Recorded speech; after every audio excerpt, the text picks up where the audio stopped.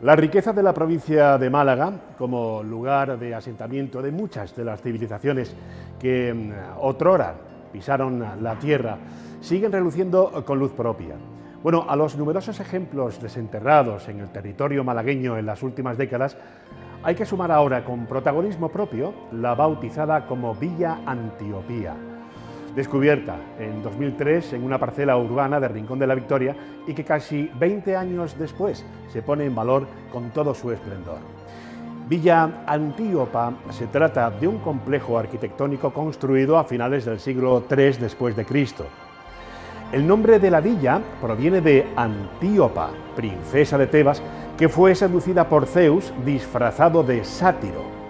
Bueno, Zeus se hizo llamar Satir, y este pasaje mitológico está representado en uno de los mosaicos situados en el dormitorio. Pero, ¿qué es lo que nos vamos a encontrar en este espacio museístico? En Villa Antiopía se exhiben tanto bienes muebles como inmuebles únicos en la arqueología malagueña. Sin duda, será un antes y un después a nivel patrimonial y turístico de nuestra provincia y de Rincón de la Victoria. En esta villa del siglo III vamos a disfrutar de una experiencia inmersiva donde conocer más del legado romano del Rincón de la Victoria, del Garum y de nuestra eterna relación con el mar. Y lo vamos a hacer a través de un recorrido completísimo donde se dan la mano los restos arqueológicos y los últimos sistemas digitales para ofrecer la máxima información al visitante. Hoy nos hemos trasladado hasta Rincón de la Victoria para ofrecerles y darles a conocer esta maravilla arqueológica. Hoy estamos en Villa Antíopa porque vivimos en un microclima y este microclima genera vida. Comenzamos, bienvenidos.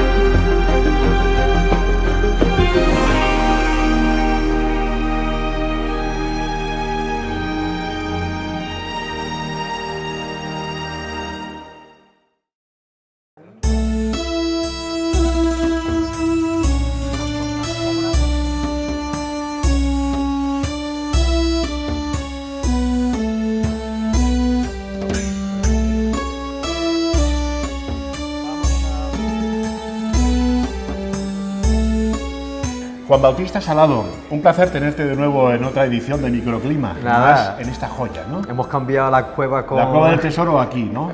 Que ya era hora y además ya nos tocaba. Sí.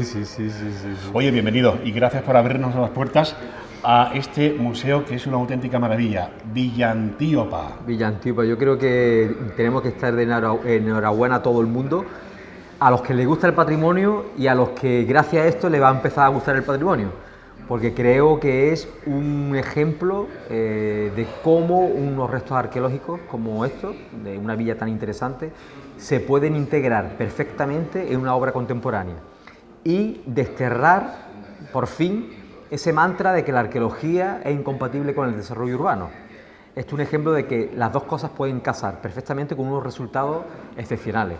Sí, porque además la instalación y la ubicación del museo está debajo de un piso. Claro, lo que pasa es que como esto fue consecuencia del inicio de las obras del edificio que tenemos encima, en el momento en que se determinó que los restos arqueológicos había que conservarlos, se modificó por completo lo que era toda la estructura de la cimentación del edificio. ¿Y eso en qué repercutió? Repercutió en que el ayuntamiento, en este caso de Rincón de la Victoria, sufragara todo lo que fue el encarecimiento de un nuevo proyecto y sobre todo con las características en las que estamos hablando. ¿Por qué? Porque estamos hablando de una parcela de 1000 metros cuadrados en el que tú puedes contemplar los restos arqueológicos sin la interferencia de los pilares. Claro. Entonces, estamos hablando de que para superar 25 metros entre la fachada sur y la fachada norte, se han diseñado vigas de descuelgue de 1,85 de sección por 25 de largo. Es decir, lo que aquí realmente hay es una obra de ingeniería, es un puente para soportar 4 plantas arriba. Entonces, ese es el gran éxito de este proyecto. Es decir, el poder superar esos inconvenientes para aguantar un peso como son 4 plantas y que en el recorrido no te interfiera absolutamente nada en la visualización completa del edificio. Desde luego. Hoy tenemos la visita porque además hoy precisamente es la visita gratuita y tenemos un montón de ciudadanos que se están acercando a ver esta auténtica maravilla que se ha instalado en Rincón de la Victoria. Vamos a ofrecerles a la audiencia, a los espectadores de Microclima, en detalle cuál es el recorrido del Museo de la Villa de Antíopa. ¿Dónde estamos? Pues estamos precisamente donde se inicia la visita. Y aquí lo que queremos explicar es la evolución, el origen del yacimiento y cómo evoluciona hasta que desaparece.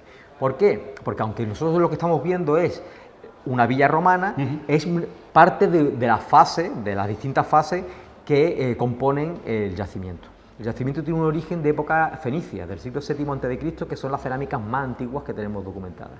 Y a partir de ahí se va evolucionando a púnico, ibérico, romano alto imperial, y como la topografía de toda esta zona es muy peculiar, también juega un papel muy importante. ¿Por qué? Porque el yacimiento se origina en una ladera que hay justo al lado, al norte, que es donde se asientan los fenicios. Y a partir de ahí es donde va evolucionando el yacimiento. Cuando se conforma la playa, que posiblemente en época fenicia no existía, es cuando los romanos empiezan a ocuparla. Primeramente en el Alto Imperial, con una actividad metalúrgica. En el siglo II se construyen unos baños que le darían servicio a lo que hubiese en la loma, que no sabemos exactamente las características, y ya a partir del siglo III o IV es cuando se construye la villa y se reforman los baños que dan servicio al edificio principal.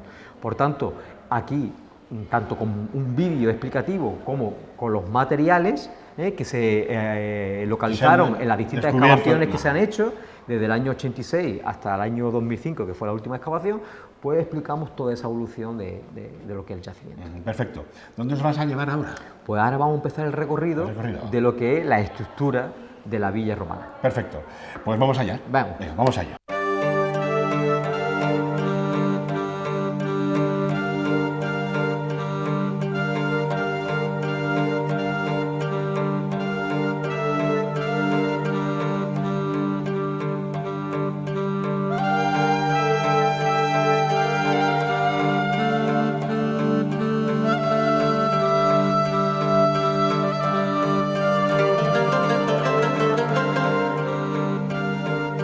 Ahora estamos justo al lado de una de las habitaciones principales de la villa, concretamente en el dormitorio donde los dueños dormirían, y lo sabemos porque por metros cuadrados es la habitación más grande de todo el recinto, y sobre todo porque justo en el centro hay un emblema donde podemos ver un mosaico maravilloso con una escena mitológica en el que está Satir, que es Zeus disfrazado de sátiro, y Antíopa, que es una princesa tebana.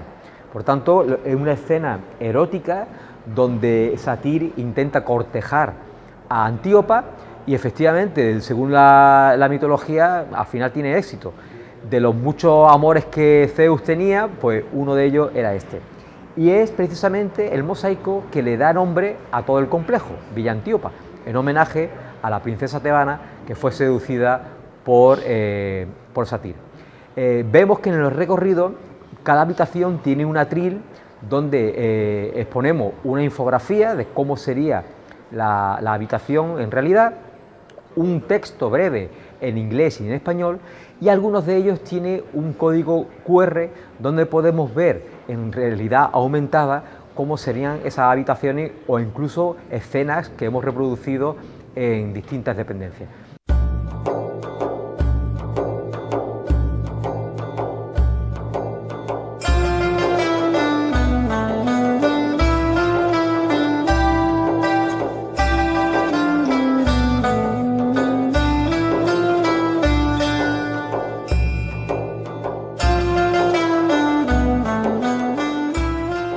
hemos llegado a otra de las localizaciones de Villa Antíopa. Y además me estoy dando cuenta que es la única zona de la rampa acristalada con una particularidad. Estamos encima de lo que sería la entrada de la villa. Efectivamente, estamos en la zona más importante de la villa porque justo debajo, al sur, tenemos la playa. Ajá. Entonces, la gente entraba por aquí. Esta es la puerta monumental, que se puede ver en una infografía de la villa. La gente entraría por las zonas de la playa, sí, porque hay un detalle interesante. La villa se construye sobre la arena de playa, ¿eh? Entonces, se entraría por aquí y comunicaría con ese pasillo, tanto uno que va de este a oeste, que es el que comunica con las distintas dependencias, y otro que es norte-sur, que es la entrada principal enfrentada a lo que sería el Oecus. El Oecus es uno de los salones principales donde el señor de la villa pues recibe a la gente y se toma el aperitivo. ¿Qué tal? ¿Cómo está la familia? Y aquí en la puerta es donde se hacía la salutatio, es decir, saludar a los visitantes.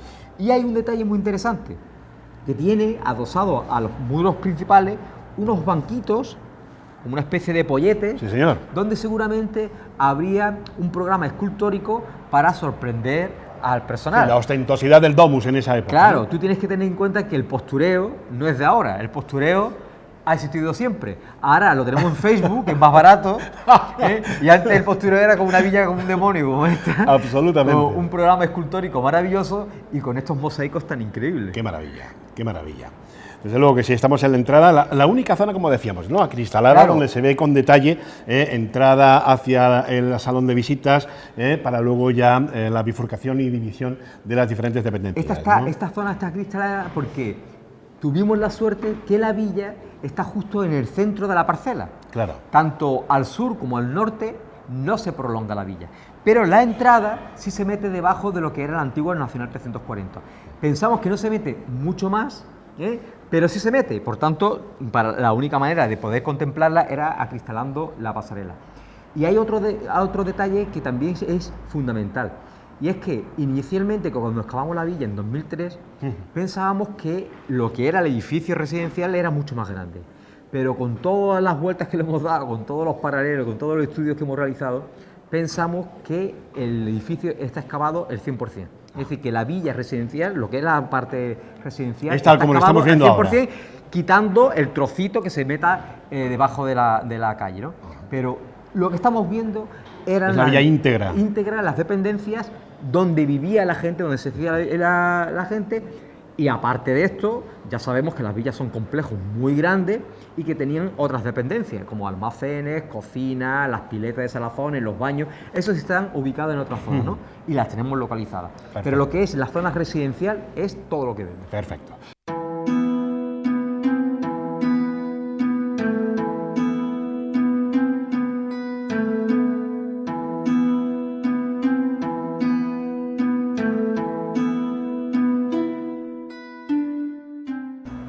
Bueno, estamos en una de las zonas que para mí es de mis preferidas, ¿no?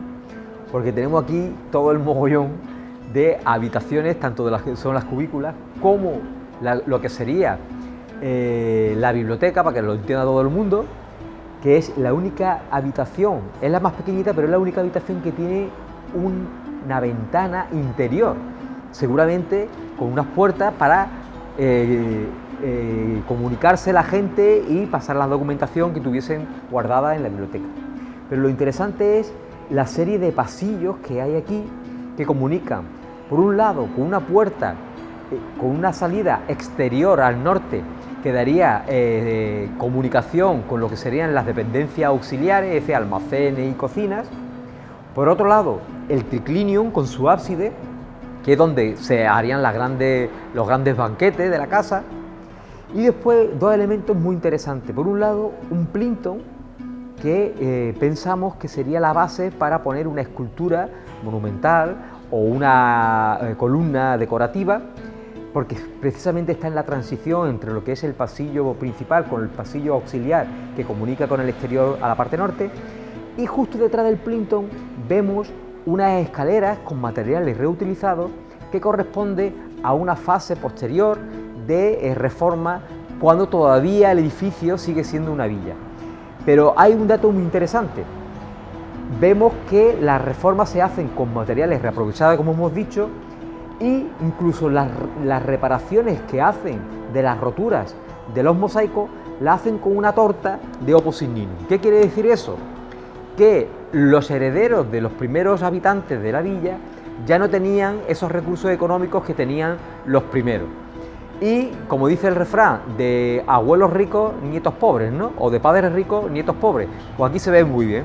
Siguen viviendo en la villa, pero cuando emprenden algún tipo de reparación o de reforma, lo hacen ya con materiales bastante más pobres que los originales. Y eso lo vemos aquí perfectamente.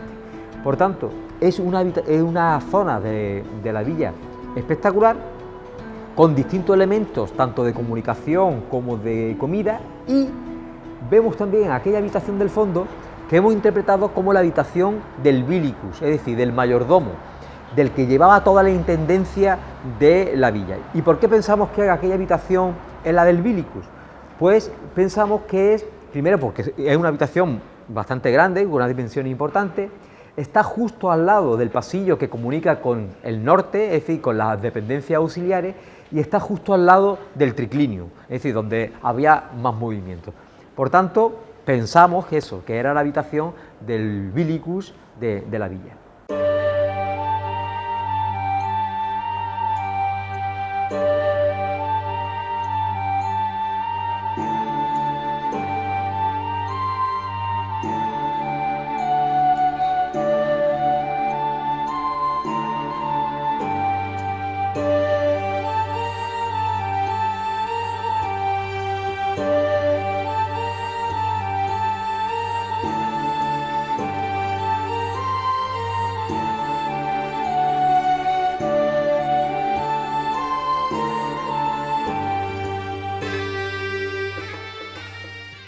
Hay un aspecto muy importante y muy interesante que son los criterios que hemos utilizado para lo que es la reconstrucción y la restauración tanto de estructuras como de mosaicos.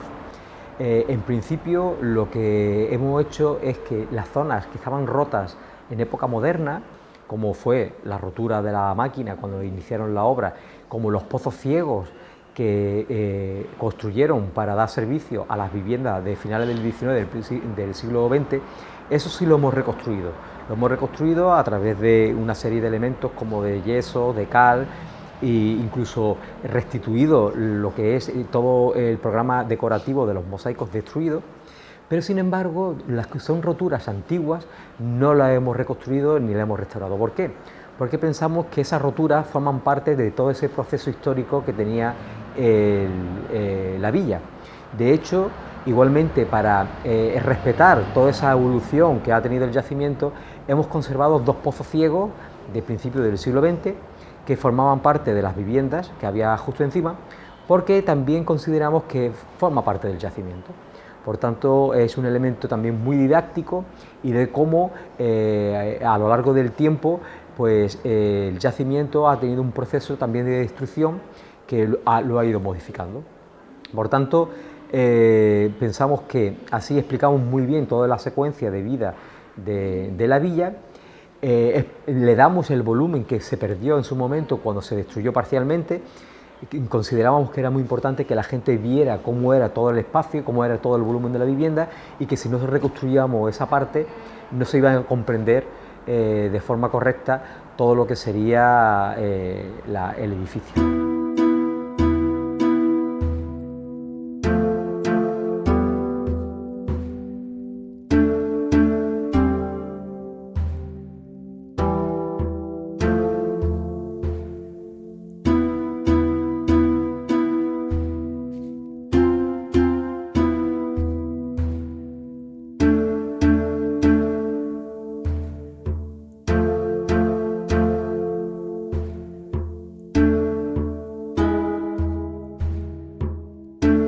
Juanbu, estamos casi finalizando el recorrido de este magnífico entorno de la villa de Antíopa.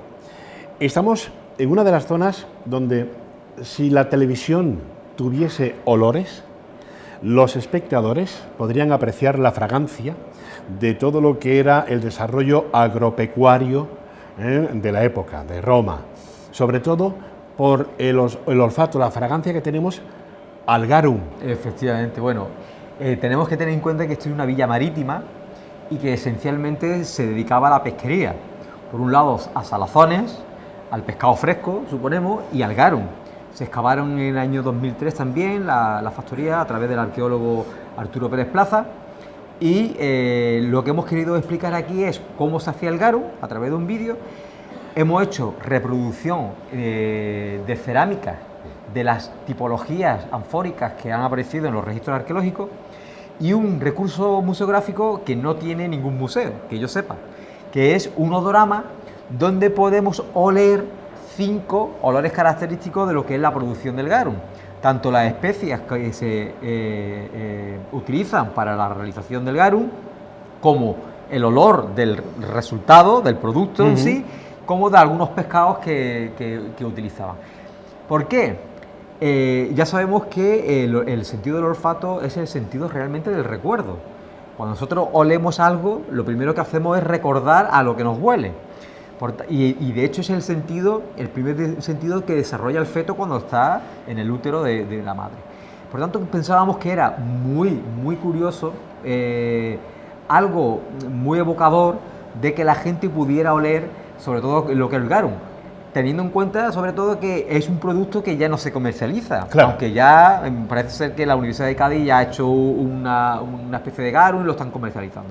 Pero pensábamos que al final lo interesante del recorrido de este museo, pues todos los sentidos se utilizaran, incluso el del gusto, porque queremos vender garum aquí. Claro. Queremos vender aquí. Entonces es un elemento que nos da un detallito, un plus más a la visita, y que la gente es muy gracioso de los comentarios que realizan en las redes sociales, y eso es, joder, que huele regular, ¿no? Pues a eso pretendíamos, claro, ¿no? Es que huele a la fragancia de aquella época, ¿no? Sobre todo del garum. Está en una zona también muy interesante porque hay un espacio que era complicado de entender, que es un almacén, y un almacén que no tiene puertas. Inicialmente tú lo ves y no tiene puerta, porque la puerta la tenía arriba, precisamente para protegerla de entradas de roedores, etcétera, etcétera.